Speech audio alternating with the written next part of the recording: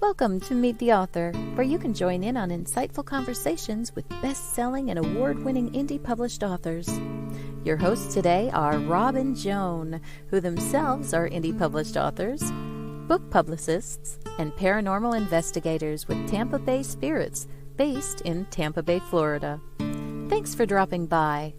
And now, on with the show. Hi, I'm Rob. And I'm Joan.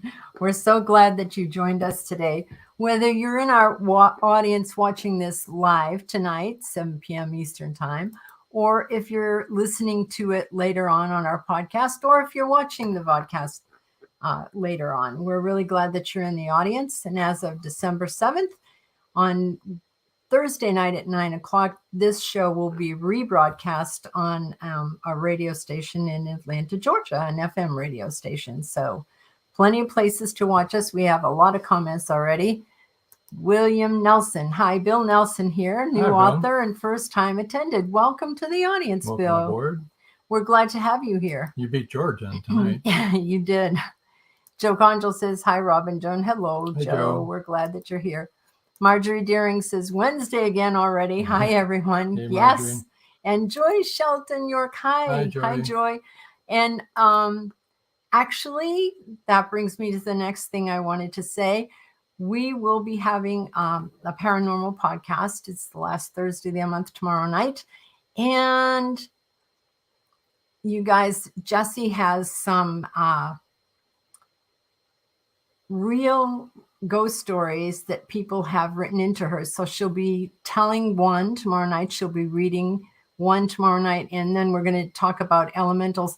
But also we're going to tell you about the May Stringer investigation that we did, because you guys, we had crazy stuff happen Very crazy. that we've never seen before. And I can't wait to tell you all about it, because some of it is really bizarre. Really, I mean, we've been doing this for a long time, and we were like, wait, what? That'll be tomorrow night on Haunted Campfire Tales podcast, 7:30 p.m. Basically where you're watching right now, Yep. for the most part, or you can go over to the Tampa Bay Spirits Facebook page and watch there.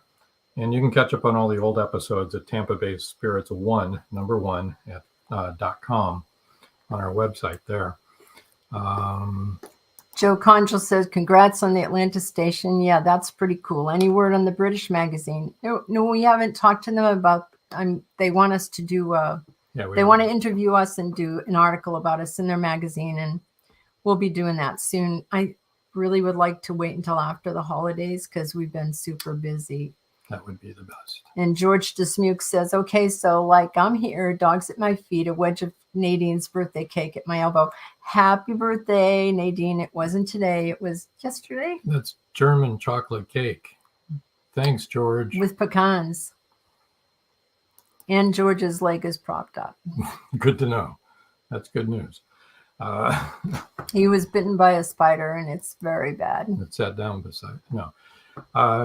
Episode Rewind. This coming Saturday is episode 107. Maureen Dixon, Pilots of the Caribbean, not pirates, Pilots of the Caribbean. And that's at 5:30 p.m. Eastern Time, right where you're watching this. That was an amazing show. Remember, you guys? Yeah. UK. Yeah, and she spoke about that author. She spoke about that gentleman that made me cry. He was so amazing. Yeah. Next week, we're going to be live again, and we'll have author Mike Clifton on again. He was on last year, I think. We like Mike. He has a new book coming out. He's another Texan. And let's see what else we have. Oh, the Magnolia Bluff Crime Chronicles full book series tour is well underway now. They had stop number 2 today, and I think, or was it stop number 3? I think it was 3. It was 3 Joe's today. in the That's right, Monday, Tuesday, and Wednesday. So it was stop 3. 3. And it's going on until December 8th.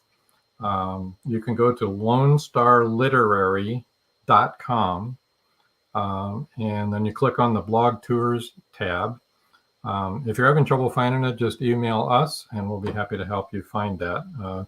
There's a giveaway, bundles of books, series books, and even I think it's a gift card. A gift card. An Amazon gift card for $25. Yeah. Now, another thing that y'all might be interested in, we're going to go, this is the news, Okay. the top 8 audio downloads for the last 30 days. These countries, okay? Number 8, running in, just barely making it into the 8th slot, is Saudi Arabia.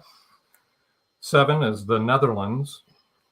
8 is Canada. Come on, Canada. Come on there. And You can be more than number 7 or number 6. 8, 7, 6. 5 is India. Bangladesh is 4. They're always in the top 5. Russia has slipped down into the 3rd spot, and the UK is number 2 now. They moved up Probably into because the of that spot. article. Yeah, there you go.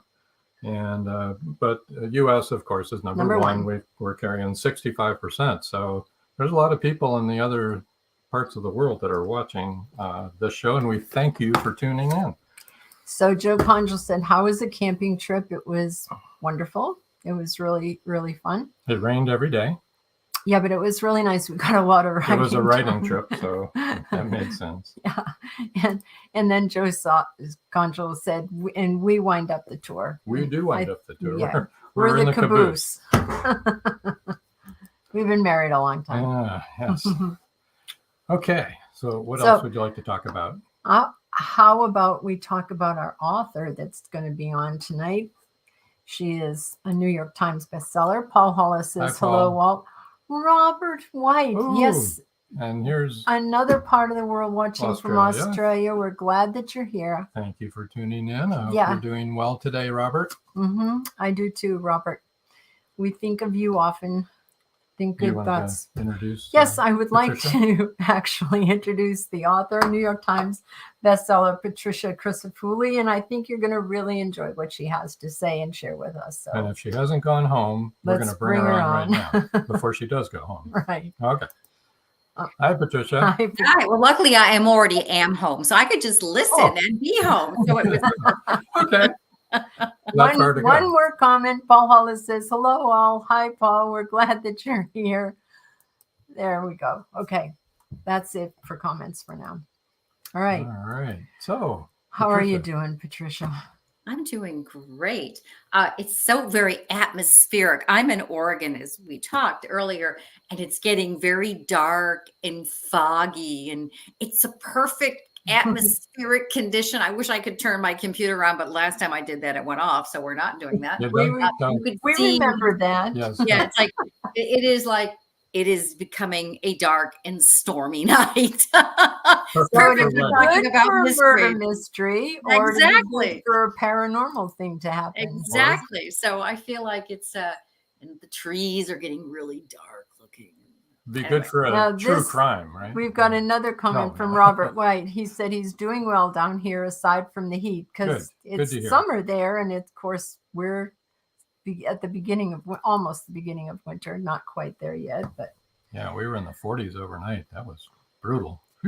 Very brutal for Tampa Bay, Florida. You know, for us it was. I know for other people in other parts of the United States, they're like, oh, that's springtime. What are you talking about? Take off my jacket. It's 40. Yeah, you should see me going out. thermal shirt and a sweatshirt and a jacket and a hat and gloves. I don't normally wear long sleeves, and I'm wearing long sleeves right now. Robert White said, dark and stormy in Oregon is a normal state for the place, isn't it? Exactly right, Robert, especially this time of year. And I'm one of those weirdos that, I mean, I love my summer. I'm a runner. I go outside a lot. But this time of year when the days are short and it is sort of dark and kind of insular and kind of like a cocoon, I love it. I am very much not the majority in my family who just look at me and go, what? Joe Conjal said, my son and his wife were in Portland, Oregon. Right before the holiday, they hit a lot of microbreweries with great pizza. Sounds like Portland. I like Portland. It's fun. Yeah, Portland's great. Has a good zoo. Okay, so why don't you tell us a little bit about, we know you had a writing career before you started writing fiction. You had a nonfiction writing career. Maybe tell. And a journalism one before that. So the timeline begins very early. Truly, I was 7 when I decided that I wanted to be a writer. I always sort of told myself stories in my head as a very young child to keep myself, entertained. And at 7, I picked up a pencil and a piece of paper and sat down at my dad's desk and I wrote down, 4 whole sentences and there is a story. No, something was kind of lost in the translation from brain to paper, but I was hooked. And I knew I always wanted to write. So, through school, it was something I was good at. And I was an intern at 16 at the local newspaper and went to college and was a cub reporter. And journalism was my way in because I couldn't figure out any other way to write for a living. Indeed, my path just seemed to be, it wasn't exactly like wide open and easy, but in my heart, I knew that was what I was supposed to do. I love stories. I think stories are a gift we give ourselves and other people. So from the journalist and business journalist, it was natural for me to write nonfiction, even books in leadership. My New York Times bestseller is actually a leadership book from the financial crisis, but it was my big breakthrough. But I always wanted to do fiction and to use the same kind of research skills and storytelling, story development, narrative skills that, quite frankly, go across all genres, right? And at the age of 52, I went back to Northwestern University for a 5-year program, working during the day and go to school at night to get a master's in fine arts in creative writing. And that's because I wanted to get my craft as good as I could. And that creative thesis became my first novel. Yeah. So that's kind of the whole arc. And that was my path. And, I encourage everyone, writing is writing, whatever you're writing, it's all good and it all works. And we follow the narrative of the stories we want to tell and the narrative of our own lives and, see where it takes you. That's was where that Ohnita Harbor that you're talking about? Yes, that was the first. And that was. Am I pronouncing that correctly? The Secrets of. I call it Ohnita Harbor. I mean, it's a fictional place. Right. It's based on my hometown. It's no secret because I put it in the author note. It's based on big shout out to Oswego, New York, where I was actually last weekend launching book 2. But yes, that was the first. And anyway, I use upstate New York as my setting. It's one I know well because I grew up there. I also have the distance from it because I live on the other side of the country. But what makes it so interesting there is the topography is beautiful. The Adirondack Mountains, the Great Lakes, Lake Ontario, the Finger Lakes, which are glacial and go down hundreds and hundreds of feet, and the history. Every major, formative event in the history of this country, there's a link in upstate New York. Old forts and old post cemeteries, and Napoleon's brother lived 70 miles from where I grew up. And the War of 1812, battles on the Lake Ontario, the Revolution. So with all this history, mystery, topography. It was a rich setting for me to say, this is where my mystery should be based. That's wonderful. And your next book is called Stillwater's Chasm. And that's, and you're using your same characters in this book. Same characters, same setting. It's, Stillwater's Chasm. You won't find it on the map in New York State, but if you, let's see, go out to what I call Salmon River Reservoir and you move a Finger Lake in there and you put up the walls of Ausable Chasm, you'll have the fictionalized version of a real place. But yes, it's all set there. It's same characters. I wrote it as a standalone because I don't like it when a clip at the end of the book, it says, and the door opened and there was Fred. I want to have completion and then a next book. And so I did that. So you could pick up book 2 and it would be fine. But if you read the series, there'll be a little more character development, story development. Exactly.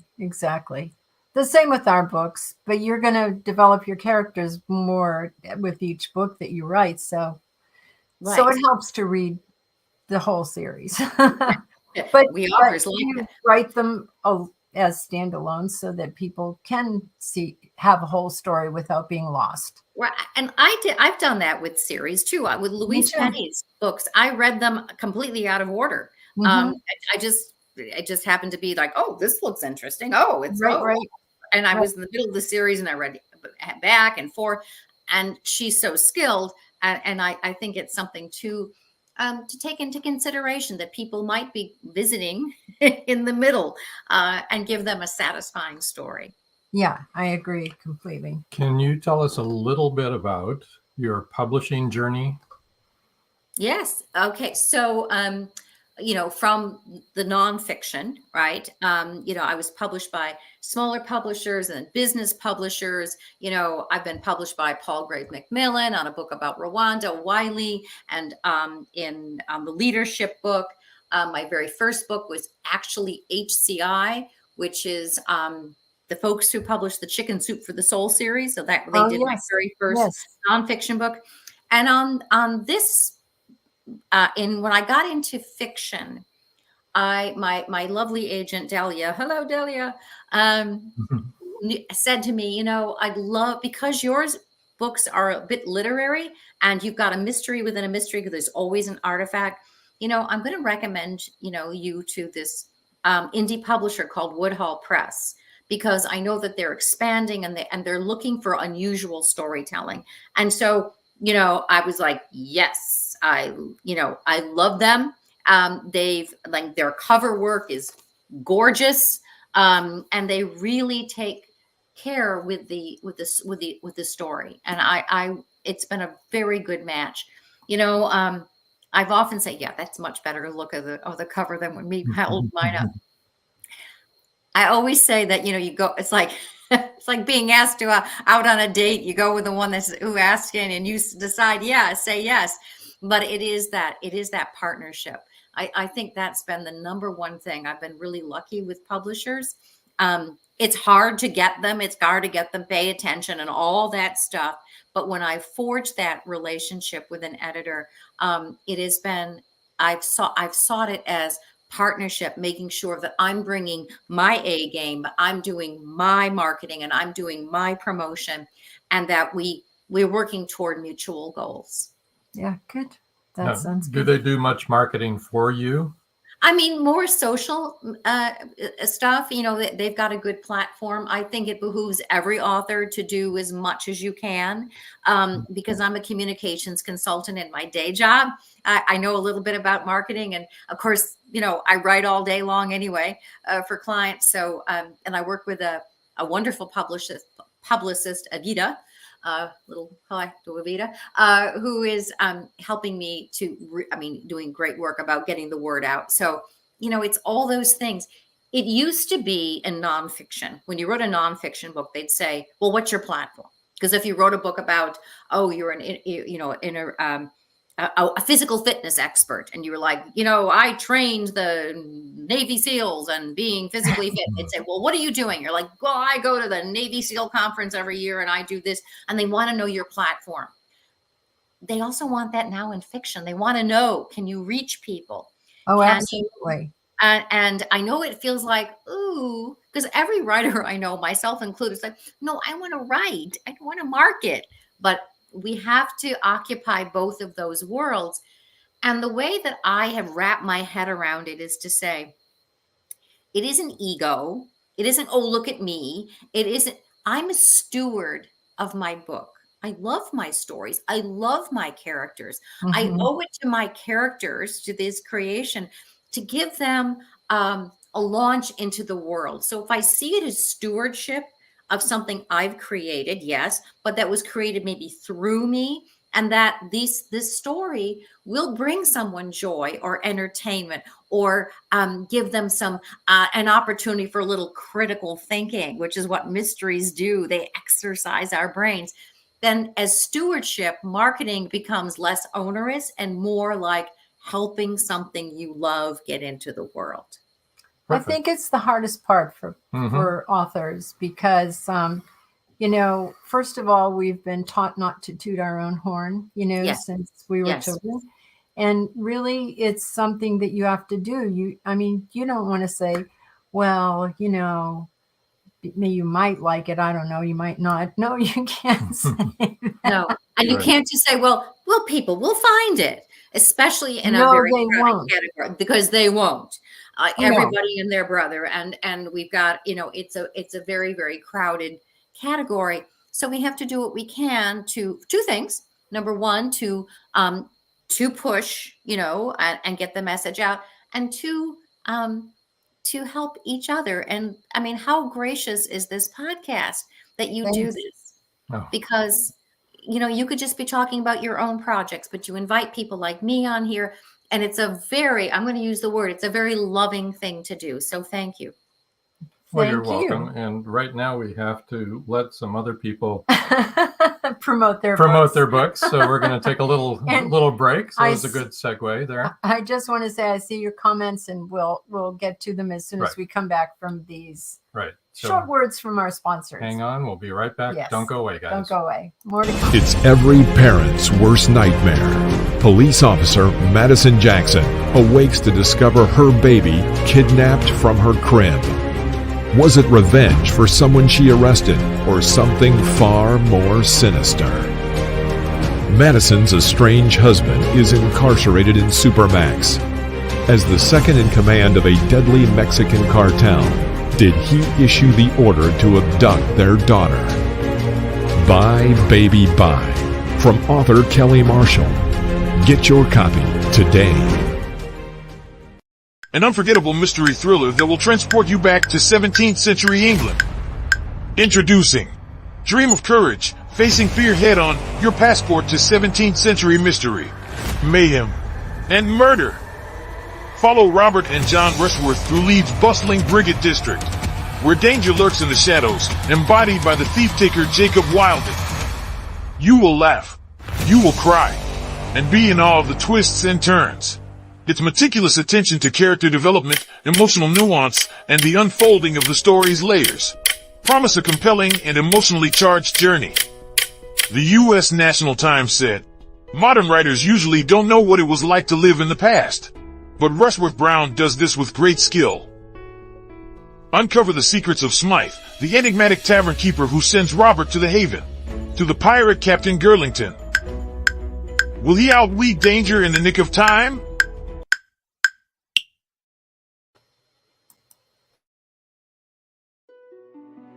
Paradise, My Prison. Charlie Flint awakens from a deep sleep and finds himself alone on a tropical beach surrounded by a palm tree jungle and exotic animals. He cannot remember who he is or anything about his life. First, he must find food and build shelter and protect himself from hidden dangers. As his memory gradually returns, it reveals what a very flawed person he is. A man who made too many mistakes, made too many enemies. The implications of the truth are staggering. How did Charlie get there? And will he save himself? Paradise, My Prison is the riveting new suspense thriller from retired Hollywood scriptwriter George Dismukes. Paradise, My Prison by George Dismukes is available in jacketed hardcover, softcover, and all ebook formats worldwide.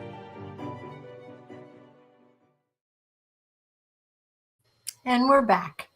And Robert White just wanted to say that he was in Oregon from November of 2005 until May of 2007, an Aussie in Portland, Oregon. Portland or somewhere in Oregon. I'm not sure exactly where. Joe Conjal has a question. He says, hi, Tricia, just curious. What are your thoughts on AI and its possible effect on the writing industry? Oh, that's the question that everybody's asking. And in all facets of my world and my communications consulting world, people say to me, well, do you think that, Chat GPT will put you out of business as a communications consultant? Or, will we get, all our novels and all our scripts being, regurgitated by a really smart bot? And, I think it'll be a tool. I think it's already being used as a tool. And maybe I'm delusional or I'm not facing the reality, but I can't imagine that we as writers are going to be totally replaced. We think about, how much we use our memories, our senses. So while a bot may be very good, and I've seen it for, giving a cursory marketing copy for someone, I just can't imagine that the entire creative process and using a thread of memory and a hint of this is going to be replicated by a bot. So that's the story I'm telling myself, that we are not obsolete. But it's probably going to change. But I also remember when people were concerned about ebooks and would it put publishing out of business? Technology is here to stay. And I think our imaginations, our creativity, our humanness will always be valued because it's what we do uniquely as individuals. And that brings us to audiobooks. Audiobooks are really, I think, outselling ebooks and paperback or paper hardcover. And I'm one of those consumers. I love my Audible because I'm a runner and I put on my earphones and I want to listen. And I've been listening to, here's a Goldie oldie. Tim Curry reads A Christmas Carol, right? Oh my gosh. First of all, it's like 18 hours long, which is great when you're a long distance runner. You get, a week's worth of, but I also buy, hardcover books and soft covered books and ebooks because I think the content, and I know that's a word, but let's call it what it is. It's creative content is going to find people in different ways and it'll be consumed in different ways. I think I'm hopeful. I'm optimistic that it makes our stories more relevant to more people and consumed and in more ways than fewer ways. So I'm actually pretty hopeful about that. Yeah. I don't think we have to worry about AI, to tell you the truth, but that's just me.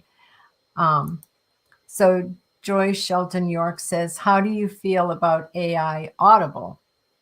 Well, I can't really speak to AI Audible. So I'm not quite sure if that's a non-human voice that's doing the reading. It would be like Siri doing the reading. Yeah. Oh, can you imagine? No.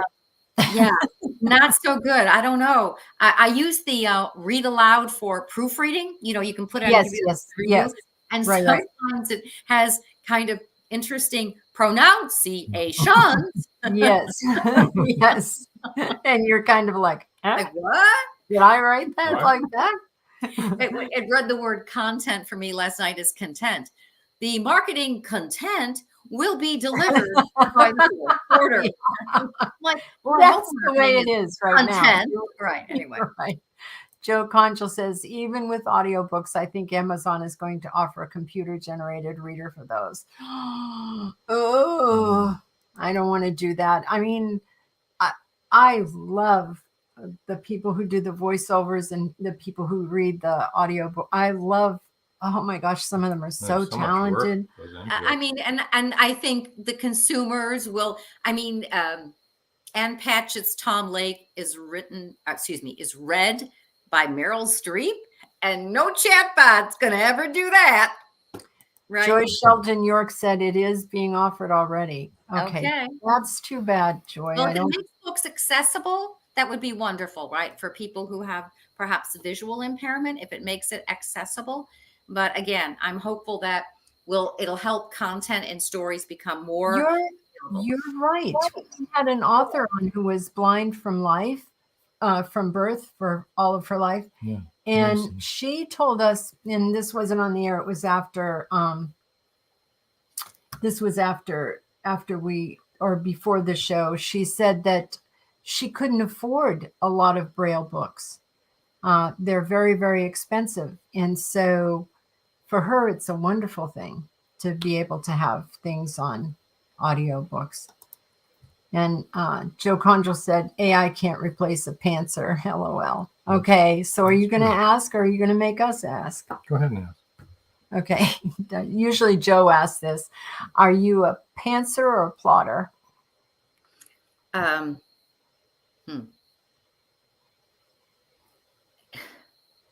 You Do know, you do an outline, or do you? I like to say that I do an outline, and I'm doing one of these because I kind of changed my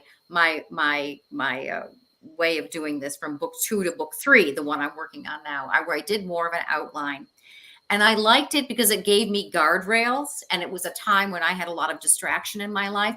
But I'm one of those people, I like to dive in and just start writing. And then in the middle, say, okay, what the heck do I have here? Yeah, where am I? I truly believe, art is in the rewrite.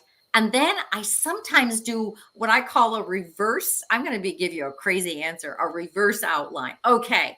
In the first 180 pages I've written, this and this and this and this, and I see that maybe that should move. So I do this kind of free flow, then do an inventory, kind of fit it into a retrofit it to an outline, and then maybe see where it goes. But I'm one of those people that I like to listen to my characters. I like to be surprised, but I usually know the end scene. It's very unusual for me to be surprised in my end scene, but it did happen in book 2, where suddenly. That's awesome. I said, that's awesome. That's really good. Yeah.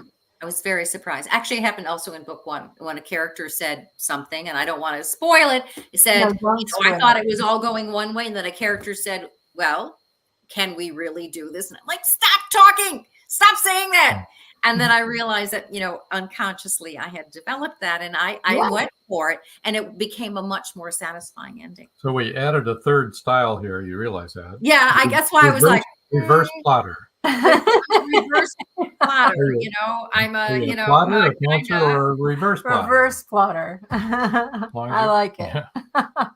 And George Dismuke says, and then there are old school barnacles like me. You ain't ever going to use AI. No, I don't want to listen to AI either. No. George said, Trisha, do your characters come to life of the pages for you? She just answered that before you were asked. Crazy ways, George. I mean, I dream about them sometimes. I actually dream the name of one of my characters, Daniel Red Deer. I was trying to come up with, this was years ago when I was, in the early stages of what became the thesis and all that stuff. And I was like, I need a character name and whatever. And I fell asleep.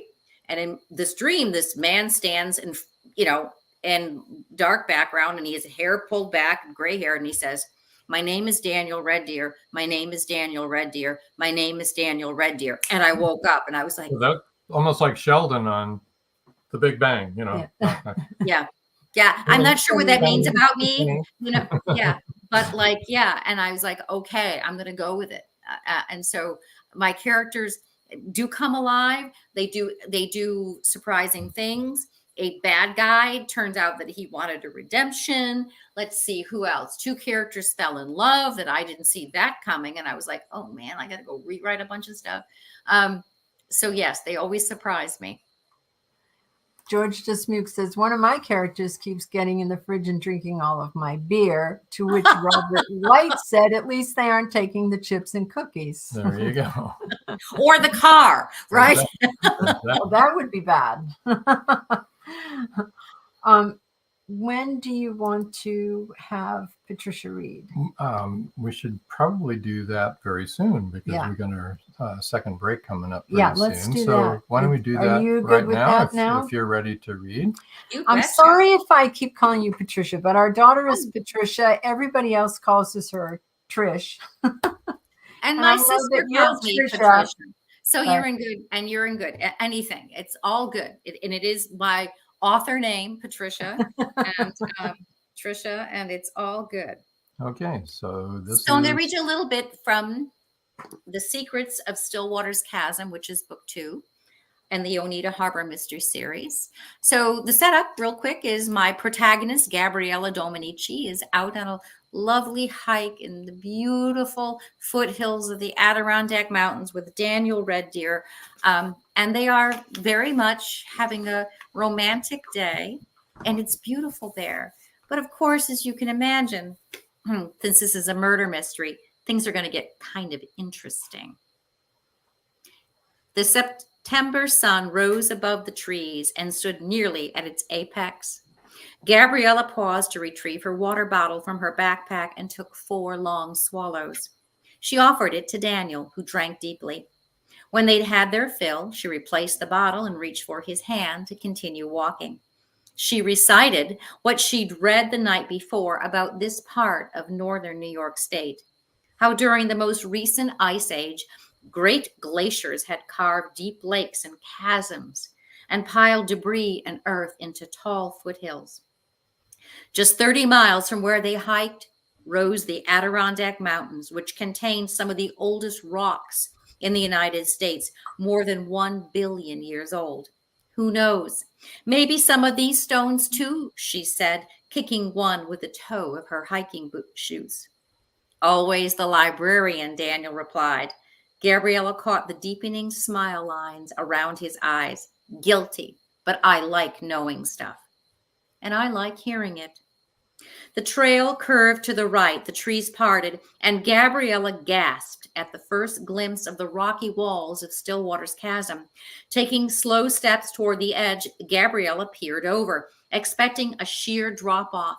Instead, the chasm walls sloped downward to the long, thin Stillwater's Lake, nearly 100 feet below.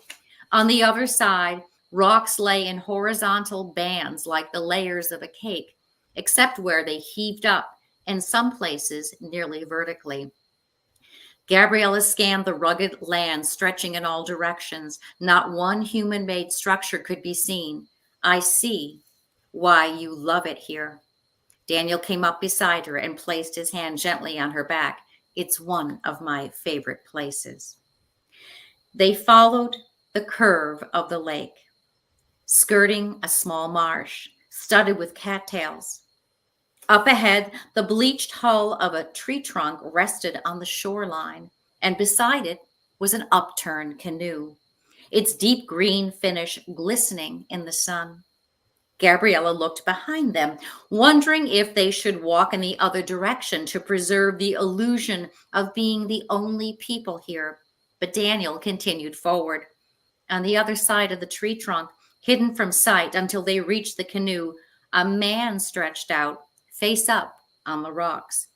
For an instant, Gabriella recalled Daniel reclining on the ground and wondered if this man might be sleeping. Then a faint gurgling noise grabbed her full attention. She dropped her backpack and rushed over to him. He looked to be about 30, dressed in jeans and a plaid shirt with a gray quilted vest. His body trembled stiffly, his arms and legs rigid against the stones along the shoreline. Help me roll him on his side, she ordered. Daniel grabbed the man by the shoulders, lifted him away from a puddle of vomit around his head. The man's body shuddered, then went limp. Gabriella began to detach, as if floating above the scene and watching herself attending to the man while Daniel waved his cell phone in the air and complained about getting a signal. Focus, she commanded herself, and recalled the first aid training she had received years ago and the refresher course she took periodically. Pressing her fingers into the man's neck, she felt for a pulse. Nothing, or perhaps just very faint. Her vision dimmed, narrowing to a tunnel. To stop it, Gabriella swept her gaze over the water, across the beach and the woods behind them. She saw another person lying there on the ground where the stony shoreline met the trees. Her consciousness slammed back into her body, and Gabriella took off, stumbling over rocks to reach a woman. At the sight of the gray face and half-opened eyes, Gabriella's perception blurred again, and she shook her head vigorously to clear her brain. Vomit, she noticed, rimmed the woman's mouth and streaked her neatly plaited brown hair. She took note of the woman's jeans and red quilted vest over a long-sleeved t-shirt. Gabriella tried to detect a pulse, but felt only cold flesh. The woman had been dead long enough for her body to cool. Turning back toward the beach, she saw Daniel splashing the man's face with water. "Come on, wake up," he yelled, piercing the swirl of fear. One thought whipped Gabriella into action. She had to save this man. Rushing over, she knelt beside his body and began rapid chest compressions to a count of 30, then breathed twice into his mouth. "Go get help," she told Daniel between breaths. "I'm not leaving you here," he said, "and I'm not leaving him. Then we're both staying." Wow. That was wonderful. That was very, very good. So What's going on in that town? Okay. A lovely hike. Suddenly there are two bodies, one person dead, one person dying. A little tiny surprise. They go up the trail to get help, and when they come back, no bodies. Ooh. Wow. So do you believe your senses? Do you believe what you saw? Do you believe, thank you, wonderful reading. That's very kind. Yeah. Do you believe what you see, what you believe? And Gabriella finds herself in this place. And all of my mysteries have this modern day, whodunit. And underneath is always an artifact because she's an authenticator. So she busies herself with other things to distract herself from not thinking about what she saw. And of course, you can imagine that the mystery of that artifact and the mystery of these people are going to find a way to cross. And Joe Conjal said it's chilling, and it was chilling, yes, indeed. Marjorie Deering had made a comment earlier, which we didn't get to. It says, "My book, The Horror Within, was just released in audiobook format. It was narrated by Al Pagano, a New York-born stage and screen actor. He's wonderful. Can't imagine AI could begin to infuse the words on the page with the same emotional input he achieved." That's exactly what I think, Marjorie. That's exactly right. Robert White said, to quote the poster behind Rob and Joan, "I want to believe." Yeah, I know. Okay. We are running a little short on time. We've got to get to our second sponsor break here. And then when we come back, we'll have a book giveaway and tell everybody how to find you. How about that? So get ready to get the book, you guys. Yeah. Because it sounds amazing. We'll be back in just a couple minutes. Don't go away. The clock is ticking. Can Gracie uncover the truth? Philip Pliant is the wealthy opportunist plastics dealer and CEO of Pliant Industries. He's also a master thief, creating a pervasive threat to the manufacturing infrastructure in the Caribbean islands markets. With the cartel as his stealth client, the naive city leaders have been seduced, enabling the production of more than three-dimensional building materials. The expected profits are monstrous. Is the art group, now led by Gracie and the family heirs, strong enough to win against this predator? Can JJ's cats act on the root cause analysis in time? Will Gracie be able to squash Pliant and the cartels? Gracie never considered their lives would hang in the balance. The clock is ticking. 5, 4, 3.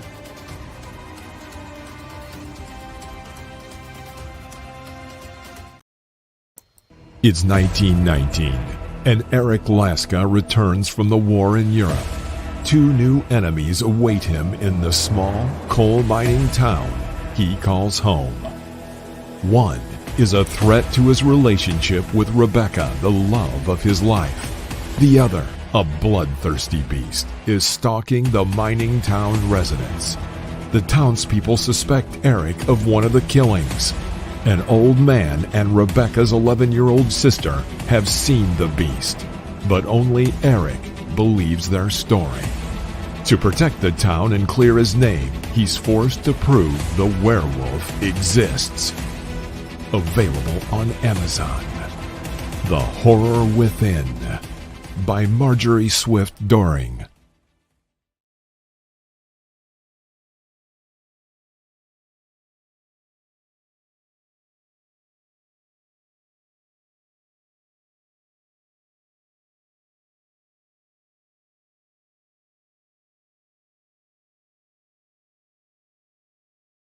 by George Dismukes that will take you deep into the jungle and capture your imagination until the last word. Two Faces of the Jaguar is book one of a trilogy. Two Faces of the Jaguar, where only the adventurous dare to read. Two Faces of the Jaguar, The Lost City, and The Jaguar's Quest are available on Amazon.com, Barnes & Noble, and many other bookseller websites. Two Faces of the Jaguar, the book people are talking about. Get your copy today.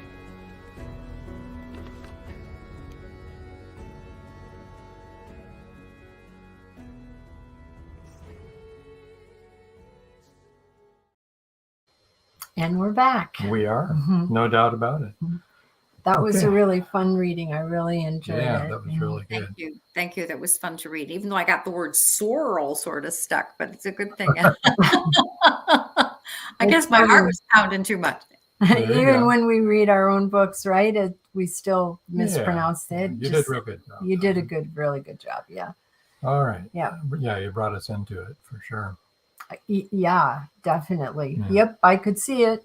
I was right Well, I there like with to play with that. I know we have to get going, but I like to play with beauty and this kind of a bucolic setting, and then suddenly there's danger, because I like to kind of jar things. What looks like a gorgeous day, right? Yeah. And we used to live in upstate New York, so we're familiar with that. The scenery. Well, Ithaca, you know, Ithaca and Oswego, New York are not that far away, and you guys were here. I think Finger we're Lakes region. Mhm. yeah. There you go. Yep. Okay. Well, here's her website, Patricia's website. Tricia, I should call you how you want to be called. You can tell me whatever you like. Just for dinner, right? Okay, her website is faithhopeandfiction.com. I'll go ahead and spell this for everyone who's listening and not able to watch the podcast, but I'm sure you all know how to spell this. It's FAITHHOPEANDFICTION. So that's the website. You can go to the website. You can find all of her information, all of the places you can find her on social media, and I'm sure you even update people on what's new and what's coming up and all that kind of thing, right? Yeah, and it's an e-literary magazine. You can read some short stories. You can submit some short stories. Yes. I mean, all Awesome. kinds of things. Yeah. You want to give her email? Yeah. Tricia's email is tricia@faithhopeandfiction.com. So that's pretty easy to reach her there. And the book giveaway tonight is the one you Wait a just... minute. Let's spell Tricia, because that is spelled different by different people. It is. Even It's our daughter does. Our daughter spells differently. Yeah. It's TRICIA. Okay. All right. Sorry. All right. But I just want to make sure they could reach her. Not the FBI, it's the CIA. Okay. Now, That's right. The book giveaway is the first 3 people to email Tricia@faithhopeandfiction.com will win an ebook copy of The Secrets of Still Waters Chasm. Which is what she just Which read is what from. she just read from. And you'll find out about all those bodies lying around in this beautiful scene, and then they're gone.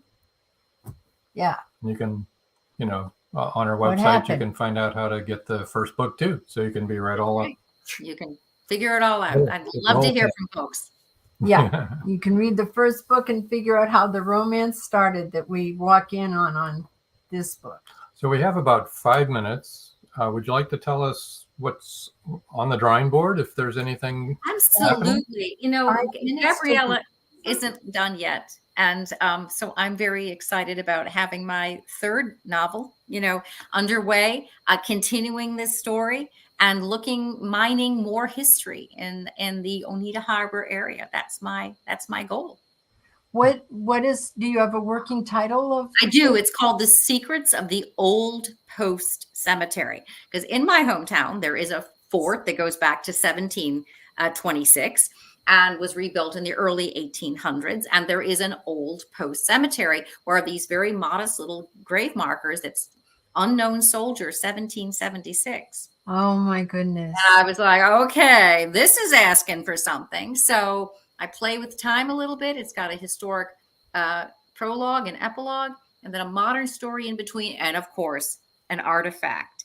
That Gabriella, the authenticator, busies her mind trying to figure out what this is and where it belongs as she stumbles inevitably into danger and mayhem and chaos, and has to find the courage to stand up for what she believes in, protect those she loves, and get herself out of the crosshairs. She does a lot of that. Good. That sounds really good. I love that cemetery.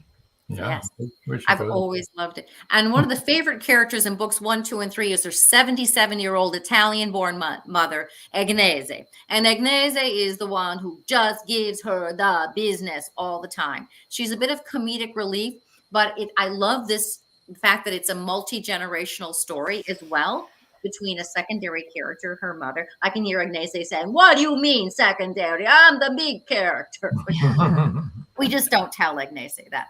So that's another thing that I really like in storytelling is they have families. My characters, have texture. They've got context. The people they are is revealed in their interactions with others. Gabriella, single mom. Gabriella, her mother's daughter. Gabriella, in a relationship with Daniel, and also a community leader because she's the executive director of the library. So excellent. Has all these hats.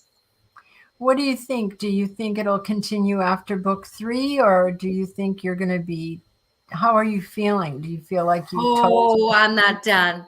I'm not done. I think, and Gabriella isn't. I'd love to do a Christmas mystery. I think this town and all that snow and all the quirky characters, it'd be really fun to do a Christmas mystery in this series. So that's good. That's good. You may have said it, and I may have missed it. When is book 3 possibly going to be coming out?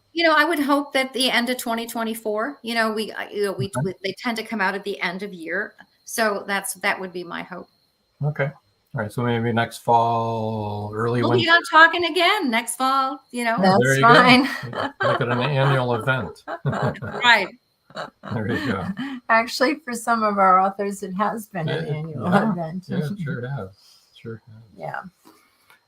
Okay. Well, is there anything else you'd like to speak about, Trish? I think that, there's a couple of things that are near and dear to my heart. Number one is, and I know that I can just tell by the comments being asked and those fabulous commercials, I'm riveted, is that, we're all pursuing our dream and we don't accept other people's no.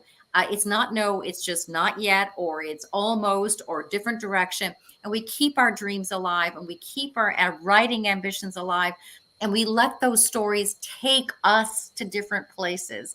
That's the best adventure we can give ourselves, are the stories we write. And when we love them, there's a good chance other people will love them. That's number one. That's the thing I love, what we all do, right? Right. So I allow myself to be surprised. I allow myself to, I love research. There's a lot of research for me in my books because there is an artifact and there is this history. I play with history, but it has to be factually based. People who really were in upstate New York at the time. And discovering weird facts and quirky things and how something could be plausible just brings it alive for me in such a fascinating way. And I mean, what better way to spend my alleged free time? But I think that pulls at us. Mysteries pull at us because they help us to find our way through complex problems. So when the world feels uncertain or maybe life is as challenging, mysteries are a good escape, but there's something else besides escape. They engage that problem solving. We see dot to dot to dot to solution. And I think that's an exercise for what we can do in our own lives to say, I'm stuck, or I can't figure this out, or whatever. And we see dot to dot to dot to solution for ourselves. So read a mystery, get your critical thinking going, and it'll make your life better too. There you go. Robert White says 50 ways to slay in New York City, or Oswego, or, our made up town, Ohnita Harbor, our book title. Yeah. Thanks, Hopefully Robert. that was a Great book. book title. It was a book title. He was just throwing it out there. Okay, well, I want to thank you so much for joining us. Oh, my tonight, pleasure. and Thank look you. forward to hopefully next year doing the same thing. This was really fun. Yeah, Really enjoyed it a lot.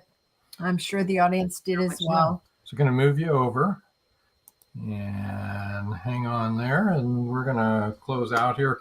I think we have another.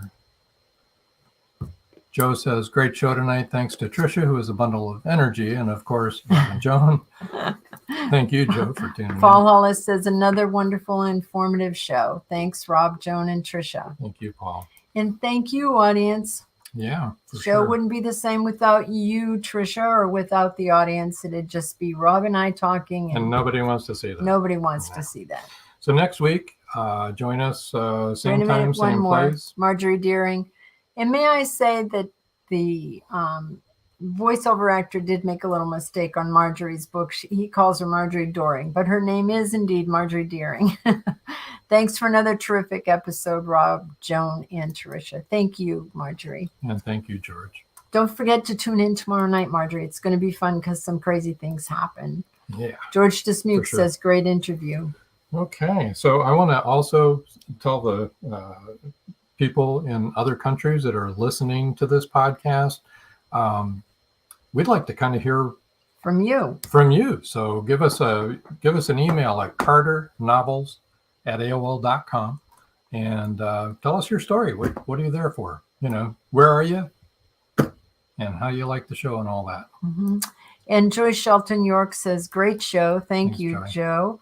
Marjorie Deering says, I'll be there. Oh, good, Marjorie, because it's really going to be fun. Oh, William Nelson said, I enjoyed this. I will be a regular. That's Super. Great, Bill. Glad to have you, Yeah, Bill. tune in next week. There's Same always room time, for same more. channel.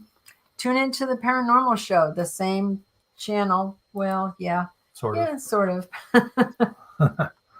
Okay. So right now, I want to remind everybody to tune into Voice of Indie podcast right after this show. And here's a little outro to tell you how to get commercial there. on how to get there. So until next time. That's all, folks. Night.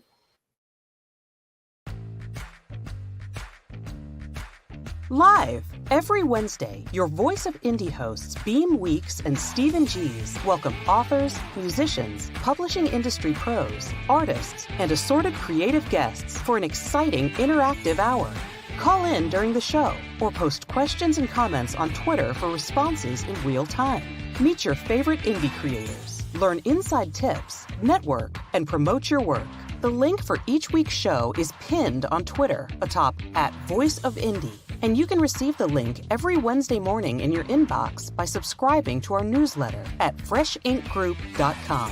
Check out Voice of Indie every Wednesday on Blog Talk Radio and catch hundreds of episodes archived everywhere from our websites to our YouTube channel and Spotify. Thank you for joining us here on Meet the Author. Make sure you stay up to date with our show by clicking like, follow, and share. And you can find us on Spotify, iTunes, and more. See you next time on WLFE-DB.com.